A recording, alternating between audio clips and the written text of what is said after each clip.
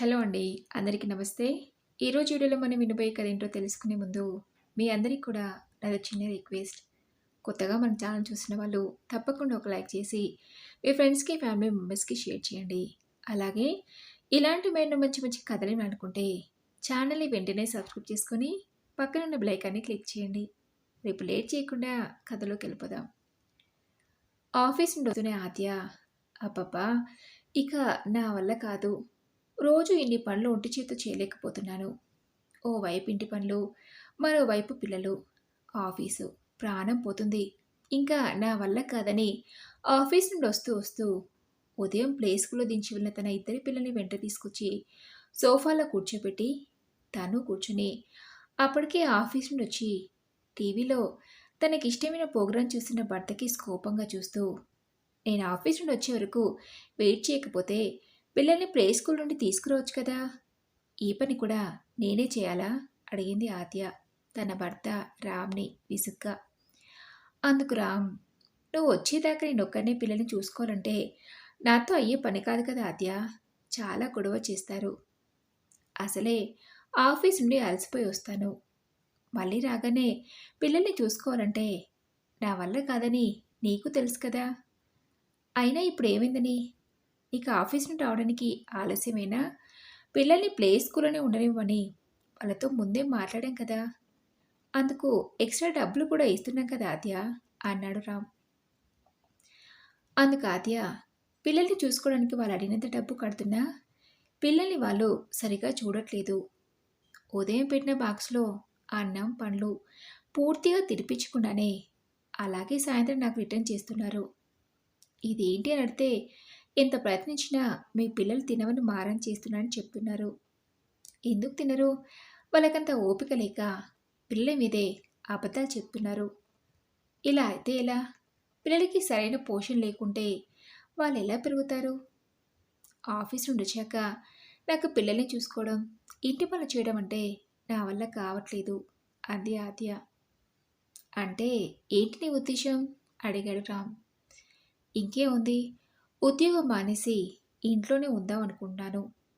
మన పిల్లల్ని నేనే దగ్గరుండి చూసుకున్నట్టు ఉంటుంది కదా! అంది ఆద్య. భార్య మాటలకి రామ్‌కి నెత్తిన పిడుగు పడ్డట్టయి, ఏంటి ఉద్యోగం మానేస్తావా? అదేంటి? నువ్వు జాబ్ చేస్తానంటేనే కదా లోన్ తీసుకొని ఫ్లాట్ కొన్నది. నా జీతం అంతా లోన్‌కి పోయినా, నీ జీతం డబ్బులతో ఇల్లు గడుస్తుందనుకుంటే, ఉన్నట్టుండి నువ్వు ఉద్యోగం మానేస్తానంటావేంటి? అడిగాడు రామ్. మరేం చేయమంటారండి? పిల్లల ఆలనా పాలనా చూసుకోవడానికి ఎవరైనా ఉంటే నేనిలా మాట్లాడేదాన్ని కాదు కదా! పిల్లల్ని చూసుకోవడానికి ఎవరూ లేక ప్లే స్కూల్‌లో వదిలేసి వెళ్ళాల్సొస్తుంది. వాళ్ళేమో డబ్బు తీసుకుంటున్నారు కానీ పిల్లల్ని సరిగ్గా చూడటం లేదు. ఆఫీస్ అయ్యాకొచ్చి ఇంటి పని చేసుకుంటూ మరోవైపు పిల్లల్ని చూసుకోవాలంటే నా వల్ల కావట్లేదు. అందుకే అలా అన్నాను అంది ఆద్య. ప్రతి ఒక్క సమస్యకి పరిష్కారం ఉన్నట్టే ఏ సమస్యకు కూడా ఏదో ఒక పరిష్కారం ఉంటుంది ఆద్య. ఆలోచిద్దాం. అంతేకాని తొందరపడి ఉద్యోగం మానేస్తా అని మాత్రం అనకు. ఇప్పుడున్న పరిస్థితిలో మనిద్దరం ఉద్యోగం చేస్తేనే ఏ బాధ లేకుండా హాయిగా ఇల్లు గడుస్తుంది. పోనీ ఒక పని చేస్తే పిల్లల్ని ఇంటి పనులు చూసుకోవడానికి ఎవరైనా ఒక పని మనిషి చూద్దాం. పిల్లల్ని చూసుకోవడానికి ప్లే స్కూల్‌లో కడుతున్న డబ్బులు పనావిడకిస్తే సరిపోతుంది. ఏమంటావు? అడిగాడు రామ్. అందుకు ఆద్య, నీ ఆలోచన బాగానే ఉంది రామ్. కానీ ఆ వచ్చిన వాళ్ళైనా పిల్లల్ని సరిగ్గా చూస్తారా? అడిగింది అనుమానంగా. ఎందుకు చూడరు? డబ్బులు తీసుకుంటారు కదా! ఒకవేళ చూసుకోకపోతే మానిపించి ఇంకొకరిని పెట్టుకుందాం. ఇవాళ రేపు పనివాళ్ళు కరువైపోయారా? అన్నాడు రామ్. సరే, ఆ పనేదో త్వరగా చెయ్యండి. చాలా ఇబ్బందవుతుంది అంటూ ఆద్య సోఫా నుండి లేచి వంటగదిలోకి వెళ్ళింది. పిల్లలకి పాలు వేడి చేసి తీసుకొస్తానని. అలా ఓ 3, 4 రోజులు గడిచాక తెలిసిన వాళ్ళకి చెప్పి ఉంచడంతో ఓ పనావిడ దొరికింది. పిల్లల్ని ఇంటి పని చూసుకోవడానికి 8,000 అడిగింది. విషయం తెలిసి ఆద్య, అమ్మో! 8,000 ప్లే స్కూల్‌లో ఇతర పిల్లలకు కూడా నెలకంత డబ్బు కట్టనేలేదు అంది ఆద్య రామ్‌తో. అందులో పిల్లల్ని సరిగ్గా చూడటం లేదనే కదా ఆద్య. ఉదయం నుంచి సాయంత్రం వరకు మనం లేకున్నా ఇంట్లోనే ఉండి పిల్లల్ని చూసుకోవడానికి, ఇంటి పనులు చేయడానికి ఒక పనావిడని చూడాలనుకున్నది. అంతకన్నా తక్కువ డబ్బులకి పనిలోకి ఎవరూ రాను కానీ, ఏదో కొన్ని రోజులు నడవనివ్వు అన్నాడు రామ్. అలా మొదటి రోజు పనిలోకొచ్చిన ఆవిడకి ఆద్య పిల్లల గురించి, ఇంటి పనుల గురించి అన్ని జాగ్రత్తలు చెప్పి ఆఫీస్‌కి వెళ్ళిపోయింది. ఆ వచ్చిన పనావిడ ఓ వారం రోజులు పనిలోకి బాగానే వచ్చినా, ఆ తర్వాత ఏదో ఒక పని ఉందని చెప్పి మధ్య మధ్యలో పనిలోకి రావటం మానేసేది. తను రాని రోజు పిల్లల బాధ్యత ఎవరికి అప్పగించాలో ఆద్య, రాములకి అర్థం కాలేదు. అంతకుముందంటే ప్లే స్కూల్‌లో దించి వెళ్ళేవారు. ఇప్పుడు అది కూడా లేదు. అలా పిల్లల్ని చూసుకుంటూ ఉద్యోగాలకు వెళ్తూ ఇబ్బంది పడుతున్న ఆద్య ఓ రోజు సాయంత్రం ఆఫీస్ నుండి వచ్చాక భర్తకి కాఫీ ఇచ్చి తని తాగుతూ, ఇలా ఇబ్బందులు పడుతూ ఉద్యోగానికి వెళ్ళే కంటే మనం ఒక పని చేస్తే ఎలాంటి టెన్షన్ ఉండదు అంది ఆద్య. ఏంటది అడిగాడు రామ్. ఎలాగో మీ అమ్మ ఊర్లో ఒక్కతే ఉంటుంది కదా, తనని మా ఇంటికి తీసుకొస్తే పిల్లలను చూసుకుంటూ ఇంటి పనులు నాకు సహాయంగా ఉంటుంది కదా అంది ఆద్య. భార్య మాటలకి రామ్, ఒకప్పుడు అమ్మ మనకు దగ్గరకు వస్తానన్నప్పుడు నువ్వేమన్నావో గుర్తులేదా ఆద్య?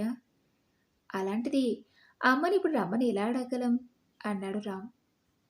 అందుకు ఆద్య, అప్పటి పరిస్థితులు వేరు, ఇప్పటి పరిస్థితులు వేరు. అత్తయ్య పిల్లల్ని చూసుకుంటే తప్ప నేను పిల్లల్ని వదిలి ఉద్యోగానికి వెళ్ళే పరిస్థితి కనిపించట్లేదు అంది. భార్య మాటలకు రామ్కి కోపం వచ్చింది. మాట్లాడితే ఉద్యోగం మానేస్తానంటావేంటి? ఇద్దరం కలిసి మాట్లాడుకునే కదా నిర్ణయం తీసుకుంది. నువ్వు ఉద్యోగంలో చేరింది, లోన్ తీసుకుని ఈ ఫ్లాట్ కొన్నది అన్నాడు రామ్. అవును, మరిప్పుడు ఇబ్బంది అవుతుంటే నేను మాత్రం ఏం చేయగలను? అయినా ఓసారి వెళ్ళి మీ అమ్మని రమ్మనడితే వచ్చి నష్టం ఏంటి అంది ఆద్య కోపంగా. సరే చూద్దాంలే అన్నాడు రామ్. అలా వారం రోజులు గడిచాక పని మనిషి ఓ రోజు వచ్చి ఓ రోజు మానేయటంతో రామ్ కూడా అప్పుడప్పుడు ఆఫీస్కి సెలవు పెట్టి ఇంట్లోనే ఉండాల్సిన పరిస్థితి రావడంతో విసుగొచ్చి, ఆద్య చెప్పింది కరెక్టే, అమ్మ వస్తే మా ఇద్దరికీ ఎటువంటి సమస్యలు ఉండవు. అమ్మకి నేనంటే చాలా ఇష్టం, తప్పకుండా వస్తుంది. రేపు ఆదివారం కదా, ఆఫీస్కి ఎలాగో సెలవు, వెళ్ళి అమ్మను వెంట పెట్టుకుని రావాలనుకున్నాడు రామ్. ఆ రోజు రాత్రి భోజనాలయ్యి పడుకున్నాక రామ్కి ఎంతకీ నిద్ర పట్టలేదు. నిజంగా నేను ఎంత స్వార్థపరుణ్ణి. చిన్నప్పటి నుంచి నాన్న లేకుండా అమ్మ నన్ను, నాన్న లేని లోటు నాకేం మాత్రం తెలియకుండా మమ్మల్ని పెంచి పెద్ద చేసి నాకు చెల్లికి చదువు చెప్పించి ఈ స్థాయికి చేరుకునేలా చేస్తే అమ్మ గురించి ఒక్కరోజైనా, కేవలం ఒక్కరోజైనా ఆలోచించానా? నా పనుల్లో పడి కనీసం ఎలా ఉన్నావమ్మా, ఆరోగ్యం ఎలా ఉందని ఫోనైనా చేసి అడిగానా?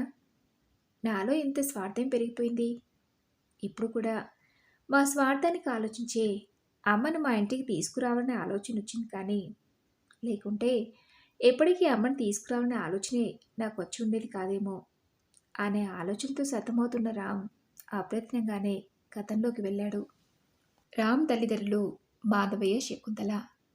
మాధవయ్య ఊళ్ళో తనకున్న 2 ఎకరాల పొలంలో వ్యవసాయం చేసుకుంటూ కుటుంబాన్ని పోషించుకునేవాడు. మాధవయ్య, శకుంతల దంపతులకు 2 సంతానం. కొడుకు రామ్, కూతురు శ్రావణి. పిల్లలకు 5 ఏళ్ల వయసున్నప్పుడే మాధవయ్య అనుకోకుండా జరిగిన ఓ యాక్సిడెంట్లో కన్ను మూశాడు. తమది మధ్యతరగతి సంసారమే అయినా పిల్లా పాపలతో సంతోషంగా సాగిపోతుందనుకున్న తన జీవితంలో ఇలాంటి ఒక రోజు వస్తుందని శకుంతల ఎప్పుడూ ఊహించలేదు. పిల్లల్ని చూసి భర్తీ లేడని చేదు నిజాన్ని జీర్ణించుకోక తప్పదని తనకు తాను ధైర్యం చెప్పుకుంది. చిన్నప్పుడే శకుంతలకు చదువు మీద ఉన్న మక్కువతో తల్లిదండ్రులు ఒప్పించి ఆ రోజుల్లోనే ఇంటర్ పూర్తి చేసింది. డిగ్రీ మొదటి సంవత్సరంలో ఉండగా మంచి సంబంధం రావడంతో శకుంతల తల్లి శకుంతల తండ్రి ఆడపిల్లలకి ఇంతకన్నా పెద్ద చదువులు ఎందుకమ్మా అని కాలేజీ మానిపించి పెళ్లి జరిపించాడు. భర్త కాలం చేయడంతో పిల్లల్ని పెంచి పోషించడం కష్టమైంది శకుంతలకి. పొలం ఉన్నా వ్యవసాయ పనిలో పెద్దగా అనుభవం లేకపోవడంతో పొలాన్ని ఊళ్ళో తెలిసిన వాళ్ళకి కౌలుకిచ్చి ఊళ్ళో ఉన్న ఓ ప్రైవేట్ స్కూల్లో టీచర్గా చేరింది శకుంతల. అలా వచ్చే జీతంతో తన 2 పిల్లల్ని ఏ లోటు లేకుండా పెంచి పెద్ద చేసింది. 10వ తరగతి వరకు ఇద్దరి పిల్లల్ని తను టీచర్‌గా పనిచేసే స్కూల్‌లో చదివించి, పై చదువులకి రామ్‌ని, శ్రావణ్‌ని పట్నం పంపించింది. అలా రామ్ ఇంజినీరింగ్ పూర్తి చేసి హైదరాబాద్‌లోని ఓ కంపెనీలో సాఫ్ట్‌వేర్ ఇంజినీర్‌గా చేరాడు. శ్రావణ్‌ది పీజీ పూర్తవగానే ఓ మంచి సంబంధం రావడంతో పెళ్లి చేసి అత్తారింటికి పంపించేసింది. కొడుకు చదువుకి, కూతురు పెళ్లికి ఊర్లో ఉన్న 2 ఎకరాల పొలాన్ని అమ్మేసింది శకుంతల. అప్పులన్నీ పోను ఓ 2,00,000 రూపాయలు మిగలడంతో వాటిని బ్యాంకులో వేసి వాటి నుంచి వచ్చే వడ్డీకి తోడు సాయంత్రం పూట రోజూ పిల్లకి ట్యూషన్స్ చెప్తూ కాలం వెళ్ళదీస్తుంది శకుంతల. ఉద్యోగరీత్యా హైదరాబాద్లో ఉంటున్న రామ్కి కూడా పెళ్లి చేసేస్తే తన బాధ్యత తీరిపోతుందనుకున్న శకుంతల సంబంధాలను చూడటం మొదలుపెట్టింది. విషయం రామ్కి తెలిసి కాలేజీ రోజుల్లో నాతో పాటు చదువుకున్న ఆద్య అనే అమ్మాయిని ఇష్టపడ్డానని తననే పెళ్లి చేసుకోవాలనుకున్నానని చెప్పాడు. అందుకు శకుంతల కొడుకు ఇష్టాన్ని కాదనలేక సరే అని పెళ్లి జరిపించింది. శకుంతల తన కోడలు ఆద్యాన్ని కూడా తన కూతురు శ్రావణిలాగే చూసుకున్నా శ్రావణి మాత్రం అత్తగారితో అంతంత మాత్రంగానే ఉండేది. పండగలకి సెలవులకి రామ్ హైదరాబాద్ నుండి భార్యతో తన ఊరికి వచ్చిన ఆద్య శకుంతలతో అంటే ముట్టినట్టుగానే ఉండేది. అలా రామ్కి పెళ్ళైన సంవత్సరానికి ఓ రోజు, ఒరే నాన్న, రామ్ ఒక్కదాన్నే ఊర్లో ఉండి నేనేం చేయనురా, నేను మీతో పాటు వచ్చేస్తాను. రేపు మీకు పుట్టబోయే పిల్లల్ని చూసుకుంటూ ఆనందంగా గడపనుందిరా అడిగింది శకుంతల. రామ్కి కూడా ఎప్పటి నుంచో తలని తనతో తీసుకెళ్ళనే ఆలోచన ఉండడంతో నేనే నిన్ను నా దగ్గరికి రమ్మని అడుగుదామనుకున్నానమ్మా. ఈలోగా నువ్వే అడిగేశావు. సరే వెళ్ళామమ్మా అన్నాడు రామ్. తల్లి కొడుకులు మాట్లాడుకుంటుండగా విన్న ఆద్య ఆ రోజు రాత్రి పడుకోబోయే ముందు, ఏంటి మీ అమ్మని మనతో తీసుకెళ్ళడానికి రెడీ అవుతున్నట్టున్నావు? ఆవిడికి ఇక్కడ ఏం తక్కువైందని? ఇల్లుంది, చక్కగా ట్యూషన్స్ చెప్పుకుంటూ తన పాటికి దాన్ని ఇక్కడే ఉండనీయక రమ్మని అడుగుతావేంటి? కొత్తగా పెళ్ళైన వాళ్ళం, ఆవిడ మనతో పాటు ఉంటే మనకి ప్రైవసీ ఎక్కడుంటుంది? ఇంకొన్ని రోజులు పోయాక తీసుకెళ్తానని చెప్పండి.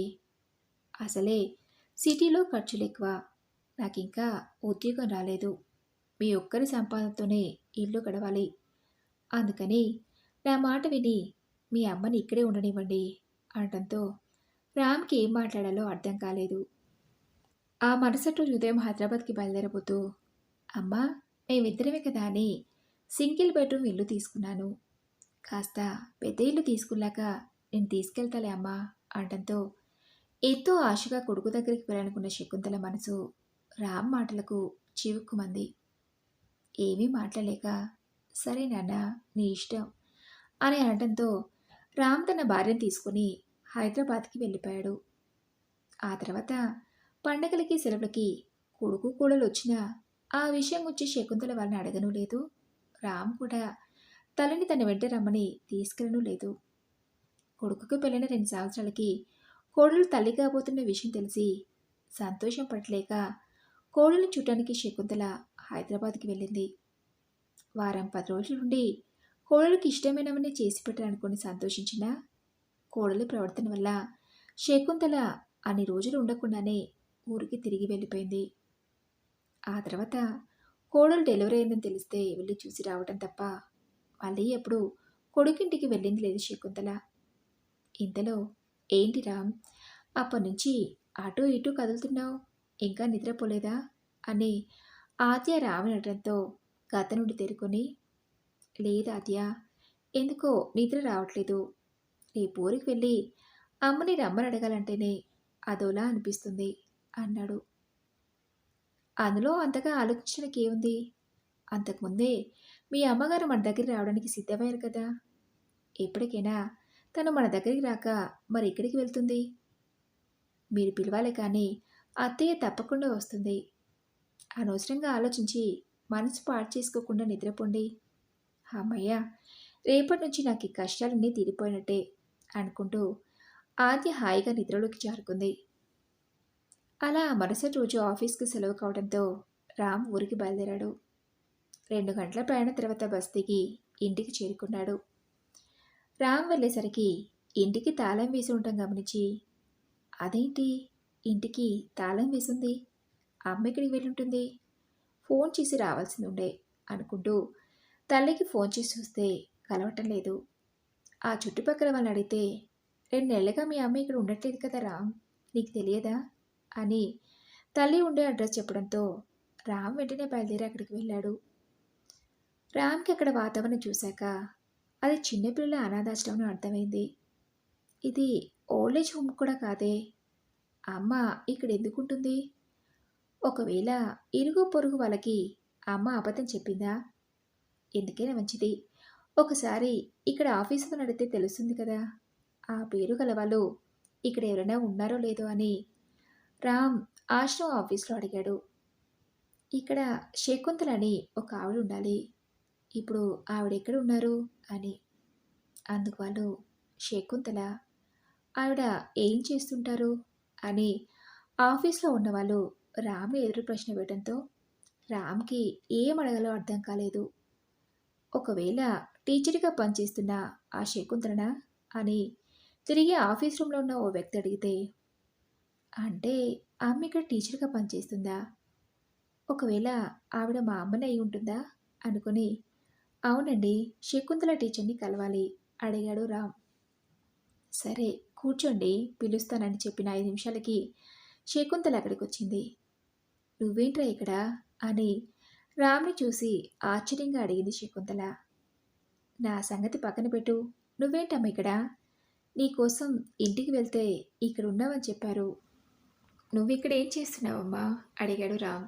అందుకు శకుంతల, నేనా, నేను ఇక్కడ టీచర్గా పనిచేస్తున్నానరా, 2 నెలల క్రితం తల్లిదండ్రులను కోల్పోయి ఎంతోమంది పిల్లలు ఇక్కడ ఆశ్రమం పొందుతున్నారని వాళ్ళకి చదువు చెప్పడానికి ఓ టీచర్ కావాలని పేపర్లో ప్రకటన ఇవ్వడంతో నాకున్న అనుభవం కొద్దీ వచ్చి వీళ్ళని కలిశాను.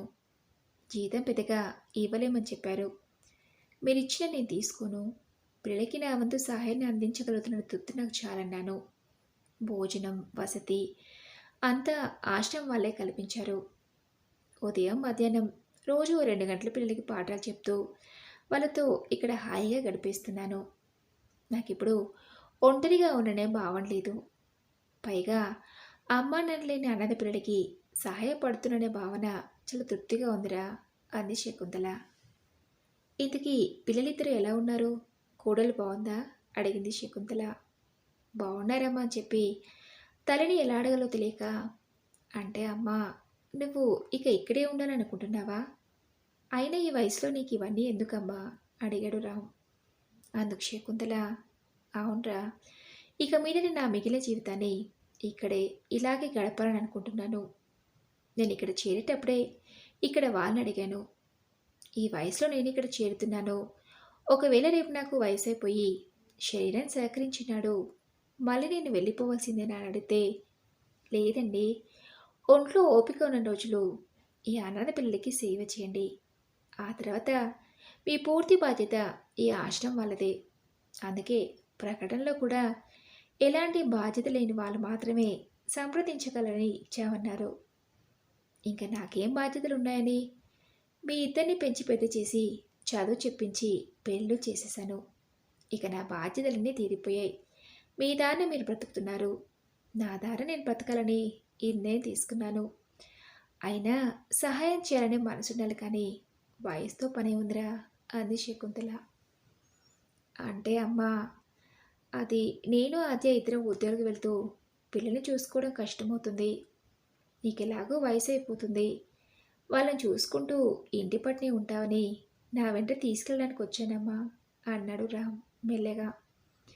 కొడుకు మాటలకి శకుంతల, ఏరా నీకు అవసరం పడితే కానీ ఈ అమ్మ గుర్తురాలేదా, ఒకప్పుడు నా కొడుకు కోడలు వాడి పిల్లలతో ఉండాలని ఆశపడ్డా, అందుకు నువ్వు కుదరదు అన్నావు, ఇప్పుడు ఈ అమ్మ నీ దగ్గర ఉండాలని నువ్వు ఆశపడుతున్నావు, కానీ అందుకు ఆ అవకాశం లేదురా రామ్, నేను బ్రతికున్న రోజులు నా జీవితాన్ని ఈ అనాథ పిల్లలకి అంకితం చేసేసాను అన్నట్టు మర్చిపోయినరా, ఉండు ఇప్పుడే వస్తానని శకుంతల తన గదిలోకి వెళ్ళి ఏవో కొన్ని పేపర్లు తెచ్చి కొడుకు చేతికి అందించింది. రామ్ ఆ పేపర్లను తన చేతిలోకి తీసుకుంటూ, ఏంటమ్మా ఇవి అడిగాడు. రామ్, నా తదనంతరం ఇల్లు నీకు చెందలే వీలునామా రాశాన్రా. దానికి సంబంధించినవి ఈ పేపర్లు. బ్యాంకులో నా అకౌంట్లో 2,00,000 తప్పితే నా దగ్గర ఏమీ లేవు. వాటిని ఆ తర్వాత ఈ అనాథ పిల్లల చదువుకు ఉపయోగపడేలా రాశాను అంది శకుంతల. ఇప్పుడు అవన్నీ ఎందుకమ్మా? నేను ఆశ్రమాలతో మాట్లాడతాను. నువ్వు సంతకం పెట్టిన అగ్రిమెంట్ని క్యాన్సిల్ చేపించి నేను నాతో తీసుకెళ్తాను రామ్మా అడిగాడు రామ్. లేదురా, అంత పని చేయకు. నేను నీతో రాలేను. నీ పిల్లలు పెరిగి పెద్దవాళ్ళు అయ్యేసరికి నాకు వయసు అయిపోతుంది. అప్పుడు ఇలాంటి అవకాశం నాకు రమ్మనే రాదు. ప్లీజ్ నన్ను ఇక్కడే ఇలాగే వీళ్ళ మధ్య సంతోషంగా ఉండనివ్వు అన్నా. తల్లి మాటలకి రామ్కి చెంపపెట్లు అనిపించాయి. తల్లి కళ్ళలోకి సూటిగా చూడలేకపోయాడు. తలదించుకొని, నన్ను క్షమించమ్మా, నీ మనసుని కష్టపెట్టి నేను చాలా తప్పు చేశానని రామ్ కంటతడి పెట్టుకున్నాడు. కొడుకు బాధపడటం చూసి, చాచా అవే మాటలరా, నీ మీద నాకెప్పుడూ కోపం లేదు. నేను ఎక్కడ ఉన్నా మీరు సంతోషంగా ఉండాలని కోరుకుంటాను. అనవసరంగా నా గురించి బాధపడకు. నన్ను ఎప్పుడు చూడాలనిపిస్తే అప్పుడు ఇక్కడికి రావచ్చు అంది శకుంతల. అంటే అమ్మా, నువ్వు నాతో రావటం అస్సలు కుదరదా అడిగాడు రామ్. లేదు నాన్న అని కళ్ళ నుంచి ఉబికి వస్తున్న దుఃఖాన్ని కొడుకు కంట పనియకుండా మొహాన్ని తిప్పుకొని, నేను వెళ్ళాలి రామ్, ఇప్పుడు క్లాస్ ఉంది అని శకుంతల అనటంతో, సరే అమ్మా నీ ఇష్టం అంటూ బరువెక్కిన హృదయంతో రామ్ అక్కడి నుంచి వెనుదిరిగాడు. కొడుకు ముందు తన బాధని బయటపెట్టలేకపోయింది, కానీ ఆ తర్వాత శకుంతల తన దుఃఖాన్ని ఆపుకోలేకపోయింది. రామ ఆశ్రమం గేట్ దాటి వెళ్లే వరకు ఏడుస్తూ కొడుకునే చూస్తుండిపోయింది శకుంతల.